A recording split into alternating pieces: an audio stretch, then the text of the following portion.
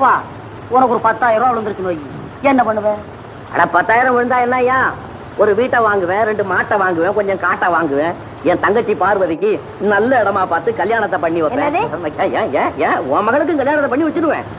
அப்புறம் வேற நிறைய நல்ல வைர முகூர்த்தம் செய்து போட்டுக்கிட்டு அழகா ஜருக உடையெல்லாம் போட்டுக்கிட்டு ராத்திரி ஒரு 10-11 மணியை போல சமுத்திரக்கரை ஓரமா கொடையை பிடிச்சுக்கிட்டு காத்து வாங்கிட்டு போவேன். அல்ப வாழ் உனக்கும் காதுக்கு, கழுத்துக்கு, மூக்குக்கு, காலுக்கு, இடுப்பு.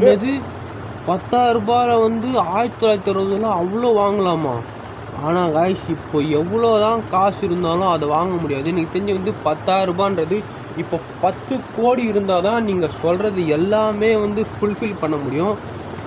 இங்கே பாருங்கள், எவ்வளோ தான் நீங்கள் பணம் வச்சுருந்தாலும் அந்த பணம் பத்தவே பத்தாது காய்ஸ். இப்போ சுச்சுவேஷனுக்கு விலைவாசி ஏறினே போகுது, ஆனால் சம்பளம் மட்டும் கம்மியாகினே வருது. என்னன்னே தெரியல, எப்படி தான் பண்ணுறது ஒன்றுமே. ஆளை பார்த்தா டம்மி பீஸா இருக்க, பயங்கரமான ஆளா இருக்கேடா.